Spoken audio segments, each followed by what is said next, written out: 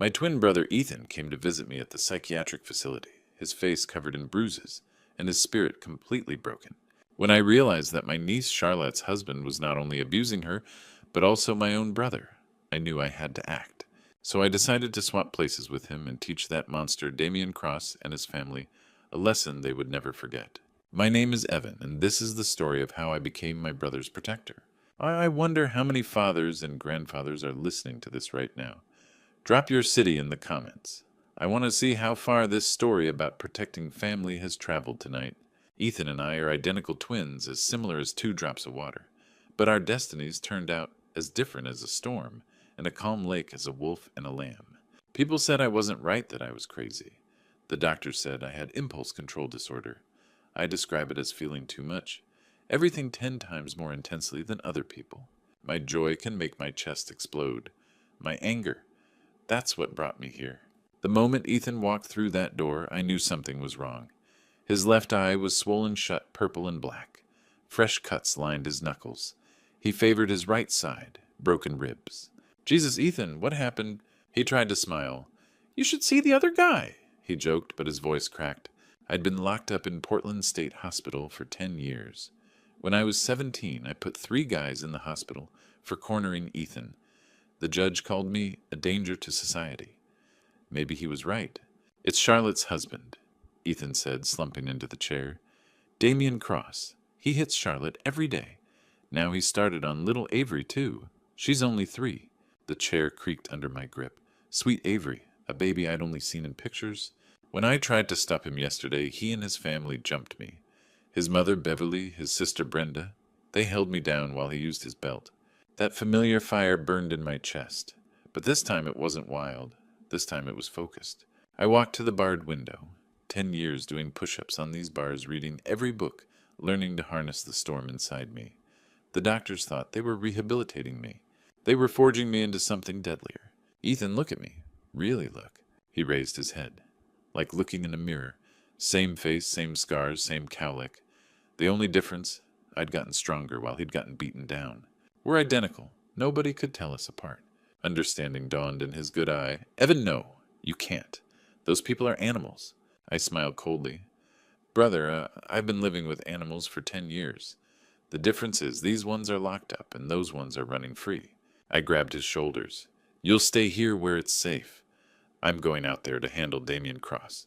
I'm going to protect Charlotte and Avery the way I should have been doing all along. For the first time, Ethan's face showed hope. Within an hour, we had switched clothes, IDs, and lives. 20 minutes later, I walked through those hospital doors as Ethan Miller, wearing his threadbare clothes that smelled of fear and defeat. The security guard barely glanced at the discharge papers. The bus ride to East Portland took 45 minutes through neighborhoods that got progressively worse. Cracked sidewalks, boarded windows, dead grass. This was where my brother lived, where my niece was growing up. Number 1247 was a faded blue house with peeling paint and a dirt yard. The mailbox hung crooked. I could smell something rotten from the street. The key turned with a grinding sound. The smell hit me first. Unwashed dishes, stale cigarettes, something sour. The living room was chaos. Clothes thrown everywhere, empty beer bottles, a blaring television. From the kitchen came quiet sounds. Someone trying not to make noise. Then I saw her. Avery sat in the corner behind a laundry basket, almost invisible. She wore a stained pink dress too big for her tiny frame. Her dark hair hung in tangles around a face that should have been bright with mischief. Instead, her eyes held the wariness of someone much older. She looked up and pressed herself further into the corner. "Grandpa," she whispered. My heart shattered. This little girl was afraid of her own grandfather. "Hey there, sweetheart," I said softly, crouching down. "Daddy," a nervous voice called from the kitchen. "Is that you?" Charlotte appeared in the doorway. I barely recognized my niece. The vibrant woman I remembered was now a ghost. Painfully thin, dark circles under her eyes, wearing long sleeves, despite the summer heat. She held a dish towel, like a shield.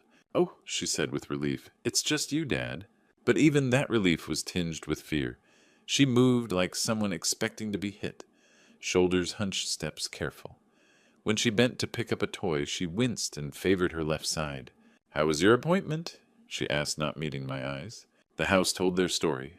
Broken toys in corners, scuff marks on walls. No pictures, no decorations, just survival. Charlotte went back to the kitchen, moving like a mouse. Avery remained in her corner with a headless doll, both existing in constant fear, waiting for the next blow. I was processing this nightmare when heavy footsteps thundered down the hallway. Well, well, well, look what the cat dragged back in. Beverly Cross stood in the hallway like a vulture in a floral housecoat, her gray hair pulled back in a tight bun. She was heavy with small, mean eyes that swept over the room with disgust. "There you are, you worthless piece of trash," she snarled. "Where the hell have you been all day, sitting around some doctor's office while my son works his ass off to keep a roof over your head?" Charlotte shrank back, and Avery curled up smaller in her corner. They'd heard this before. "Look at this dump!" Beverly kicked an empty beer bottle. "No wonder my Damien comes home stressed." Brenda Cross emerged from a bedroom, looking like a younger, meaner version of her mother.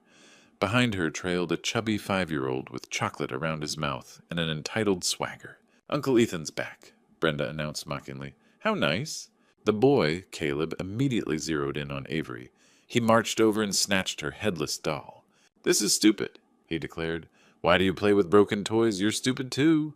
"Give it back," Avery whispered. "No finders keepers." He threw it against the wall, then shoved Avery hard enough to knock her over. Charlotte rushed from the kitchen. "Caleb, don't." She dropped beside Avery, pulling her daughter into her arms. "Baby, are you okay?" "Get your hands off him," Beverly barked. "Don't you dare coddle that brat." "She's my daughter," Charlotte said quietly, holding Avery protectively. Brenda stepped forward and grabbed Charlotte's arm, yanking her away. "Your daughter needs to learn to share." "He hurt her." "Shut up." Brenda shoved Charlotte backward. "You don't tell me how to raise my son." Caleb, emboldened, drew back his foot to kick the crying Avery. That's when something inside me snapped. I was across the room before anyone could blink. My hand closed around Caleb's ankle mid-kick. "No," I said quietly.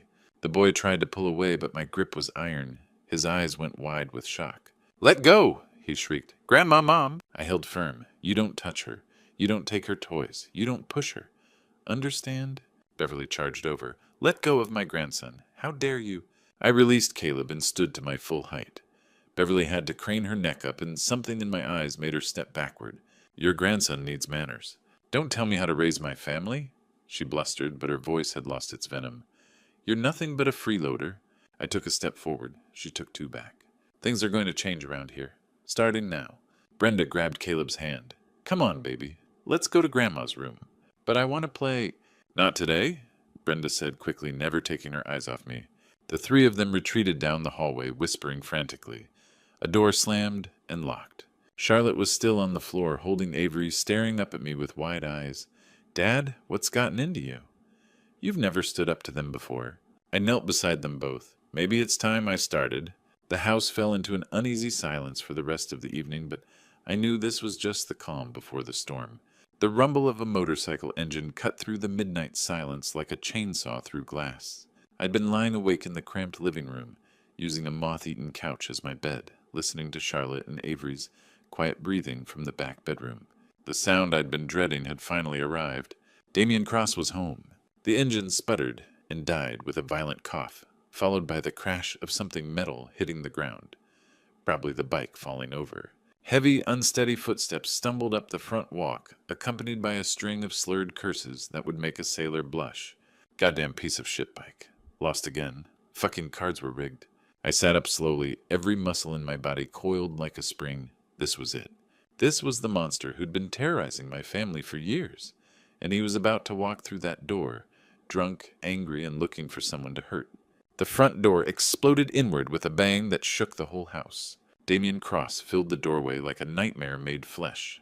6 feet of muscle gone to fat, wearing a grease-stained work shirt and jeans that reeked of beer and cigarettes. His face was flushed red from alcohol, and his small piggy eyes swept the room with the mean intelligence of a predator. Charlotte," he bellowed loud enough to wake the dead. "Where the hell are you? Get me some water. Now." From the back bedroom came the sound of frantic whispering and a child's frightened whimper. Avery had woken up, and she was scared. I said now. Damien kicked over a chair, sending it crashing into the wall. "And what's this old bastard doing sleeping on my couch?" He focused on me with the kind of look a man gives something he's about to step on. In his drunken state, he probably thought I'd cower like I always had before.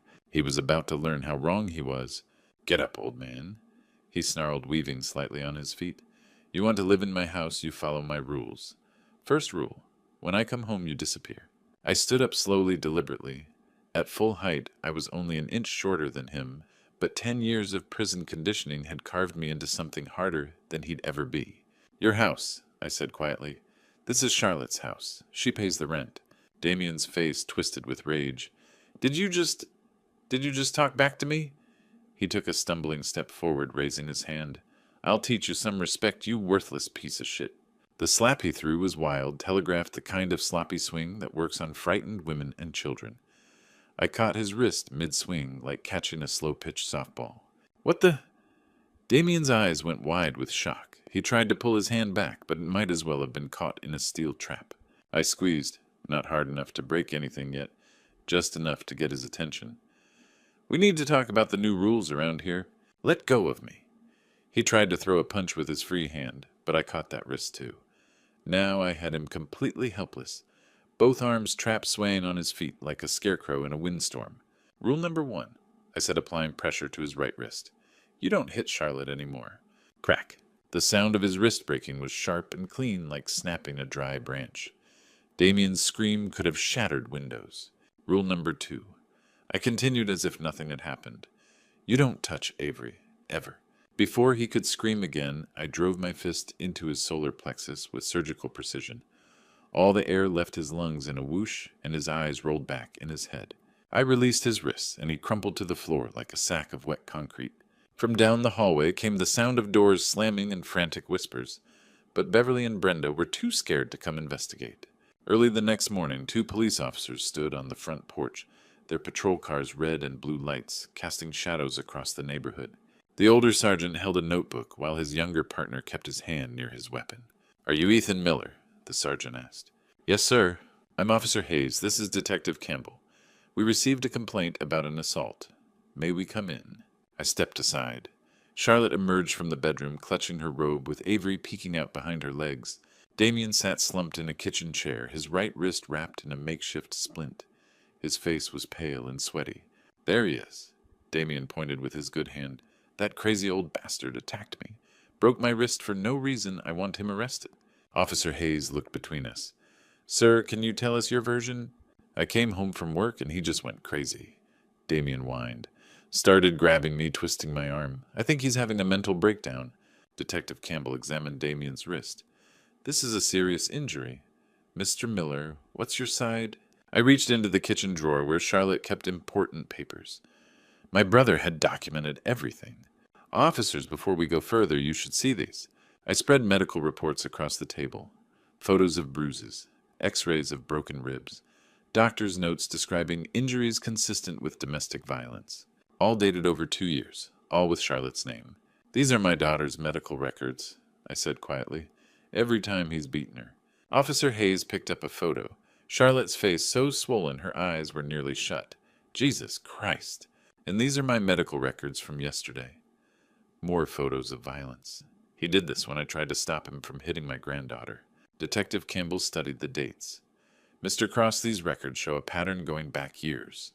You're telling us this elderly man randomly attacked you." Damien's face went red. "Those are—" "She fell downstairs. She's clumsy." "Multiple times." Hayes raised an eyebrow. "She broke her own ribs falling downstairs." "Look at my wrist," Damien protested. "After you tried to hit him," I said calmly. "In front of witnesses, in his own home, where you've been abusing his daughter for years." Charlotte stepped forward, her voice barely a whisper. "Officers, it's true. Everything in those files. He hits me almost every day. Yesterday, he hit my father when he tried to protect Avery." The officers exchanged a look. "Mr. Cross," Hayes said coldly, "we could arrest you right now based on this evidence. The only reason we're not is because your victims haven't pressed charges yet. But my wrist got broken when you assaulted an elderly man in his own home." Campbell interrupted. "You're lucky he didn't do worse. This is your only warning. If we get called back, you're going to jail." They left Damien holding his broken wrist, staring at the medical records that destroyed his victim's story. After the patrol car disappeared, the house fell silent, except for whispered conversations from Beverly and Brenda's room. That evening, I could hear Beverly and Brenda whispering frantically in the kitchen, plotting their next move. By dinner time, the Cross family had apparently decided on their strategy.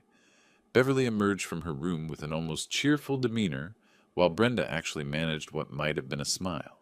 Even Damien, despite his broken wrist, seemed more confident than he'd been since the police visit. "Ethan," Beverly called out in a honey-sweet voice that made my skin crawl. "Why don't you join us for dinner tonight? I made your favorite, chicken soup." Charlotte looked up from where she was feeding Avery, surprise flickering across her face. In all the years she'd lived here, Beverly had never once invited her father to eat with the family. "That's very kind of you," I replied carefully, taking a seat at the kitchen table. The bowl of soup Beverly placed in front of me smelled delicious, but something about her eager expression set off every alarm bell in my head.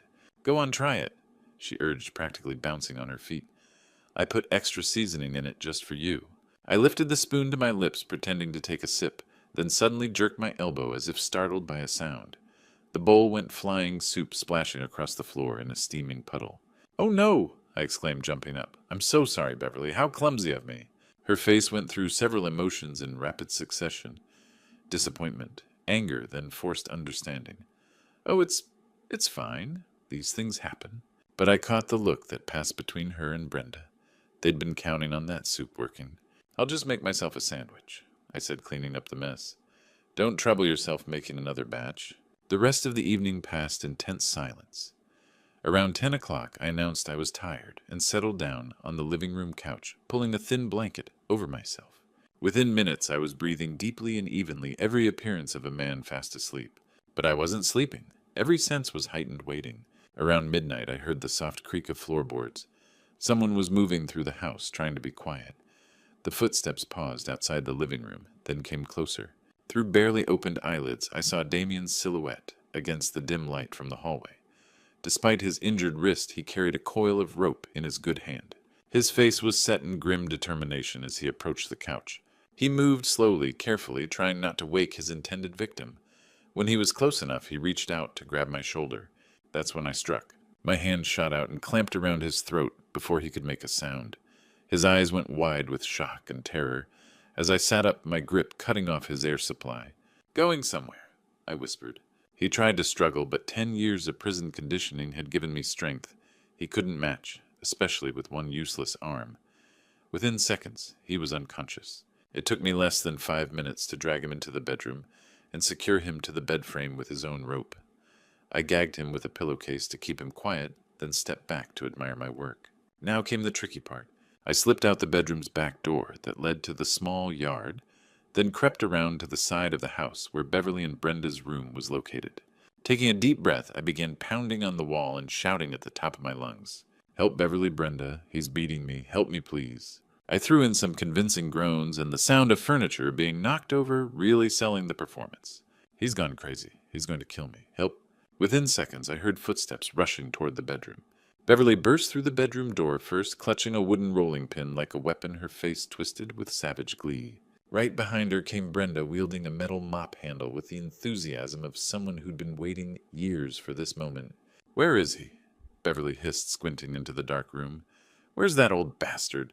The bedroom was pitch black, except for a thin sliver of light from the hallway. On the bed, they could make out the silhouette of a figure tied down, and struggling, muffled sounds coming from behind what appeared to be a gag. "There," Brenda pointed with her makeshift weapon. "He's trying to get loose." What they couldn't see in the darkness was me crouched in the corner with my phone's camera recording everything. What they also couldn't see was that the person tied to the bed wasn't me at all. "This is for breaking Damien's wrist."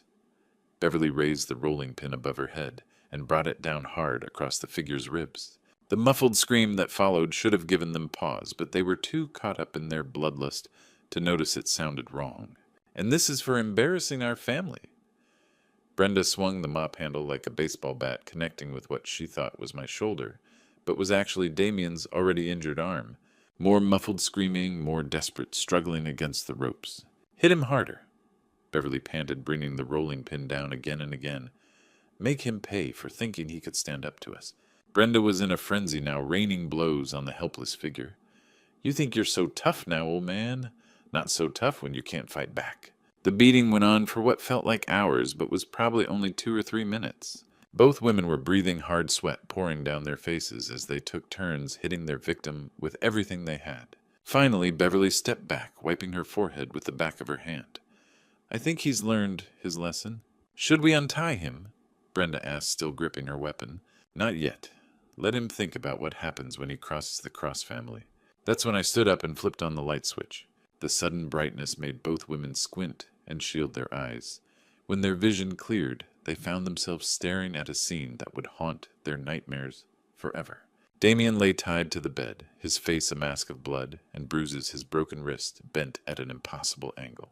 His eyes were wide with pain and terror above the gag, and his chest rose and fell in rapid, shallow breaths. Beverly's rolling pin clattered to the floor. Brenda's mouth fell open in a perfect O of horror. Surprise, I said calmly, holding up my phone with the camera still recording. Say hello to the evidence. Oh my God, Beverly whispered, staring at her unconscious son. Oh my God, what have we done? What you've done, I corrected, is commit aggravated assault with weapons. On camera. With clear audio of you admitting it was revenge. Brenda was shaking so hard she could barely stand. We thought, you said... I said Damien was beating me. You assumed I was the one tied up. That assumption just cost you both about 10 years in prison. Beverly fell to her knees beside the bed, reaching for Damien with trembling hands. Baby, I'm so sorry. I didn't know. I didn't mean... Don't touch him, I snapped. You've done enough damage. I held up the phone again, making sure they could see the red recording light. Here's what's going to happen. I'm calling 911. You're both going to jail. And this video is going to make sure you stay there for a very long time. Both women were crying now, the reality of what they'd done finally sinking in. Within minutes, I was on the phone with 911 reporting a serious assault. The wail of sirens cut through the night air like a symphony of justice. Red and blue lights painted the narrow alley in strobing colors as 2 patrol cars and an ambulance squeezed into the cramped space in front of the house. Officer Hayes was the first through the door, his hand resting on his weapon, until he saw me standing calmly in the living room. Detective Campbell followed close behind, along with 2 paramedics wheeling a stretcher. Mr. Miller, what's the situation? The situation, I said, holding up my phone, is that I have video evidence of aggravated assault with deadly weapons. I led them to the bedroom where Beverly and Brenda sat huddled in the corner, still in shock from what they'd done. Damien lay unconscious on the bed, his breathing shallow and labored. Jesus Christ, one of the paramedics muttered, immediately going to work checking Damien's vital signs. This guy's in bad shape. Multiple contusions, possible internal bleeding, and this wrist is completely shattered. Detective Campbell looked at the blood-stained rolling pin and mop handle on the floor, then at the 2 women. Ladies, you're under arrest for aggravated assault. But we thought... Beverly started to protest. Ma'am, I don't care what you thought. You beat a man with weapons while he was tied to a bed. That's attempted murder in my book. Officer Hayes was already reading them their rights while fitting handcuffs around their wrists. Brenda was sobbing uncontrollably while Beverly kept staring at her unconscious son with horror. The video shows everything, I told Detective Campbell, handing him my phone. They came in with weapons, admitted it was revenge, and beat him for several minutes while he was helpless. Campbell watched the footage, his expression growing darker with each passing second. This is some of the clearest evidence of assault I've ever seen. These women are going away for a long time. The paramedics loaded Damien onto the stretcher, working frantically to stabilize him. We need to get him to Portland General immediately. He's got at least 3 broken ribs, and I'm worried about internal bleeding. As they wheeled him out, Beverly called out desperately, Damien, baby, I'm sorry I didn't know it was you. Save it for the judge, Officer Hayes said, guiding her toward the patrol car. Within an hour, the house was empty except for me, Charlotte Avery, and one very confused 5-year-old boy. Caleb stood in the middle of the living room, looking around at the bloodstains and overturned furniture, trying to process what had happened to his world. His grandmother and mother were gone, his uncle was in the hospital, and the old man he'd been bullying was suddenly in charge. Where's my mom? He asked in a small voice. Your mom and grandma did something very bad? I explained, crouching down to his level. They hurt someone, so the police had to take them away. His lower lip started to tremble. For all his bratty behavior, he was still just a scared little kid whose world had just collapsed. Am I in trouble too? He whispered. That depends, I said seriously. Do you remember how you treated Avery? He nodded, looking ashamed. And do you remember what I told you about how knights are supposed to behave? Another nod. Well, Caleb, here's the thing. Your mom and grandma are going to be gone for a while. That means you're going to be staying with us. And in this house, we have rules. I stood up and walked over to where Avery was peeking out from behind Charlotte's legs. Avery, I said formally, I hereby name you queen of this house. And Caleb, I turned back to the boy. You are now Sir Caleb, sworn to protect Queen Avery, and make sure she's happy and safe. Caleb's eyes widened. Despite everything, the idea of being a knight clearly appealed to him. What does a knight do? He asked. A knight shares his toys with the queen. A knight never pushes or hits the queen. A knight makes sure the queen gets the best food and the most comfortable chair. Can you do that, Sir Caleb? He looked over at Avery, who was watching him with cautious hope in her eyes. Yes, he said quietly, I can do that. 7 days after the assault, Damien limped through the front door with his arm in a sling and his ribs wrapped in bandages. Behind him shuffled Beverly and Brenda, both looking like they'd aged 10 years during their week in county jail.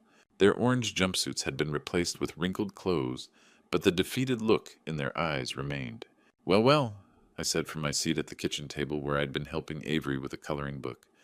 The gang's all here. Damien could barely look at me. His mother had beaten him so severely that he needed surgery to repair internal bleeding. The irony wasn't lost on any of us. We're back, he mumbled, avoiding eye contact. The charges were dropped when I refused to testify. How generous of you, I replied. But we need to talk about the new arrangement. I stood up and walked to the kitchen counter where I'd prepared a folder full of documents. Since you're all back, it's time to settle accounts. Beverly's eyes narrowed. What kind of accounts? Well, let's see. I opened the folder. 7 years of Charlotte paying rent on this house while you freeloaded. 7 years of medical bills from your son's abuse. 7 years of trauma therapy that my granddaughter is going to need. Pain and suffering. Emotional distress. I slid a piece of paper across the table. $400,000. That's what you owe this family. Damien's jaw dropped. 400,000? Are you insane? We don't have that kind of money. Then you'll get it. Liquidate your assets, get loans, sell whatever you own. I don't care how you do it, but you're going to pay. Brenda laughed bitterly. And if we don't? I held up my phone, showing the video that had already been copied to multiple cloud accounts. Then this goes viral on every social media platform. Your faces, your names, your voices admitting to assault. Good luck finding jobs or housing after that. The room fell silent except for the sound of Avery's crayons on paper. There's one more thing, I continued. Charlotte is divorcing you, Damien, today. The papers are already filed. Charlotte appeared from the bedroom dressed in clean clothes and carrying a small suitcase. For the first time in years, she stood up straight, her shoulders back, her head held high. I'm taking Avery and moving in with my father, she announced. The real one. What do you mean, the real one? Beverly asked suspiciously. That's when the front door opened one more time and Ethan walked in. My twin brother looked healthier than he had in years. His face filled out, his eyes bright and clear. Hello, everyone, he said with a smile. The doctors say I've made a remarkable recovery. Amazing what a week of peace and quiet can do for a man's mental health. The Cross family stared at him, then at me, then back at him, trying to process what they were seeing. You see, I explained, while you were busy destroying each other, my brother was getting the help he needed, and I was getting the justice my family deserved. Ethan walked over and put his arm around Charlotte. Come on, sweetheart, let's go home. As we prepared to leave, I turned back to the 3 broken people sitting at that kitchen table. You know, for 7 years you made my family's life hell because you thought you could. Because you thought we were weak. Because you thought nobody would stand up to you. I picked up Avery, who wrapped her arms around my neck trustingly. But here's what you never understood about family. When you hurt one of us, you hurt all of us. And when you threaten our children, you wake up something in us that you really don't want to meet. I looked each of them in the eye. Sometimes the people you think are weak are just waiting for the right moment to show you how strong they really are. We walked out of that house and never looked back. Charlotte got her divorce, we got our money, and Avery got the childhood she deserved. But most importantly, we got each other back. Because at the end of the day, family isn't just about blood. It's about who's willing to fight for you when the world gets dark. It's about who will swap places with you when you can't fight anymore. It's about love that's stronger than fear and courage that's deeper than anger. Looking back at this true story, I realize I became someone I never thought I'd be. 10 years in that hospital didn't break me. It forged me into a weapon. But here's the thing, don't become like me. Don't let anger consume you until violence becomes your only language. I spent a decade learning to control my rage, but the truth is, I should have learned to channel it differently. God gave us strength, not just to fight, but to protect. The lesson isn't that you need to break bones to defend your family. It's that you need to stand up before it gets that far. These grandpa stories we tell ourselves about being too old, too weak, too tired to make a difference. They're lies. Age doesn't make you powerless. It gives you wisdom. Experience doesn't make you fragile. It makes you dangerous to those who prey on the innocent. My advice: don't wait until your family is broken before you act. Don't let bullies convince you that keeping the peace means accepting abuse. And don't ever think that being gentle means being weak. This true story taught me that sometimes love looks like fury. Sometimes protecting your family means becoming the storm they fear. But God help me, I wish I'd found another way. The real lesson from these grandpa stories isn't about revenge. It's about recognition. Recognize the signs early. Speak up sooner. Get help before the situation explodes. Because once you cross that line I cross, there's no going back to the man you used to be. Every family has someone like Ethan, someone gentle who needs protection, and every family needs someone willing to be the shield. Just try to be a smarter shield than I was. This true story changed all of us. I pray yours has a gentler ending. If this story made you think about the protectors in your own family, please share it with someone who needs to hear it. Drop a comment below about a time someone stood up for you, and don't forget to subscribe for more real-life stories that matter. Sometimes the most powerful grandpa stories are the ones that remind us what we're truly capable of when love is on the line.